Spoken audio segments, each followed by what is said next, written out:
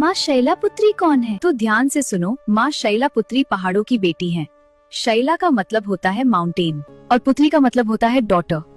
वो सिंप्लिसिटी में स्ट्रेंथ है और पावर में रैप्ड ह्यूमिलिटी। क्या वो हमेशा ऐसी ही थी? नहीं बेटा, अपने पिछले जन्म में वो सती थी, महादेव की डिवोटेड पत्नी। जब उनके पिता ने शिवा का अपमान किया तो उन्होंने अपमान सहने के बजाय सैक्रिफाइस चुना। उन्होंने अपना शरीर त्याग दिया। लेकिन उनकी कहानी वहीं खत्म नहीं हुई। वो दोबारा जन्मी पार्वती रूप में शैलपुत्री बनकर हिमालय की बेटी और फिर से शिव जी से मिल गई और वो हमेशा के लिए एक हो गए। वो नंदी पर सवारी करती हैं, हाथ में त्रिशूल और कमल रखती हैं, जो दिखाता है बैलेंस, ताकत और कोमलता एक साथ। आज के लिए उनका मैसेज याद रखना, पहाड़ की तरह सीधी और मजबूत खड़ी रहना।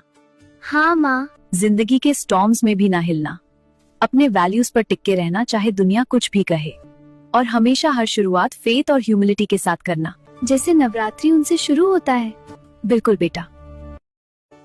माँ, नवरात्रि के दूसरे दिन माँ ब्रह्मचारिणी को क्यों पूजा जाता है? बेटा, माँ ब्रह्मचारिणी माँ पार्वती का वो रूप है जिसमें उन्होंने बहुत कठिन तपस्या की थी भगवान शिव जी को पाने के लिए। कठिन तपस्या के लिए उन्होंने क्या क्या किया? उन्होंने सारे सुख छोड़ दिए, जंगल में रहने लगी।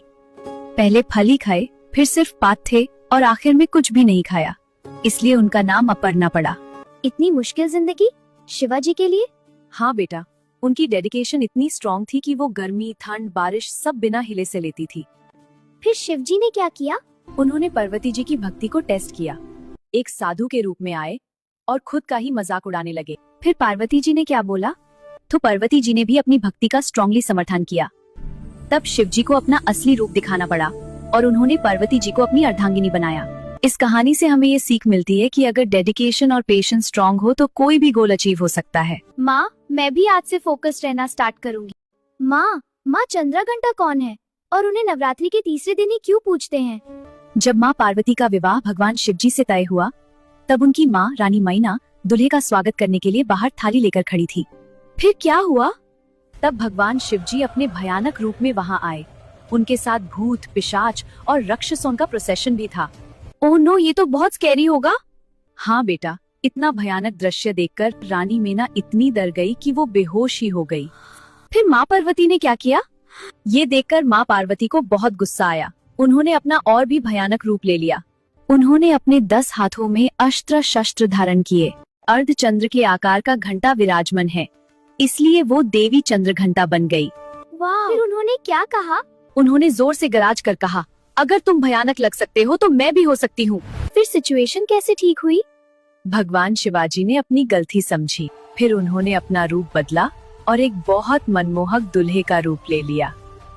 फिर माँ पार्वती भी अपने ओरिजिनल रूप में आ गई और उनका विवाह हो गया। बेटा, इसे ये सीख मिलती है कि अपनों को प्रायोरिटी देना सबसे जरूरी होता है। जैसे माँ चंद्रघंटा ने अपनी माँ को सबसे पहले रखा।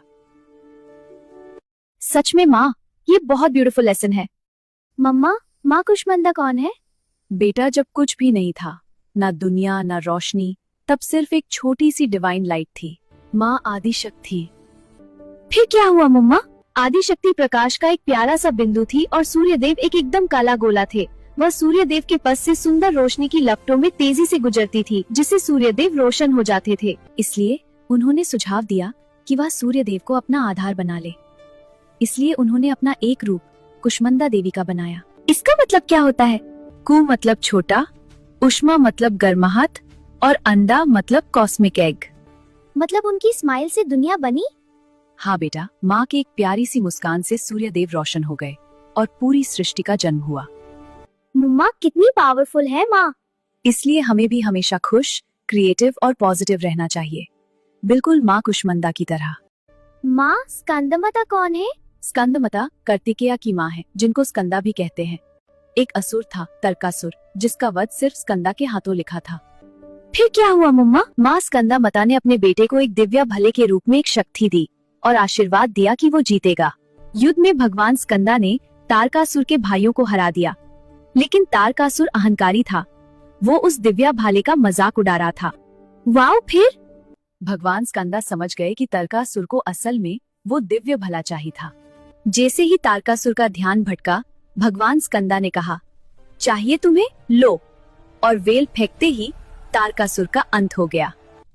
जब स्कंदा वापस आए, माँ स्कंदमाता ने उन्हें अपनी गोद में बिठाकर प्यार से आशीर्वाद दिया। माँ, इसका मतलब पेरेंट्स ही हमें स्ट्रॉन्ग बनाते हैं ना? बिल्कुल, माँ बाप का प्यार और संस्कार ही बच्चे का असली बल होता है।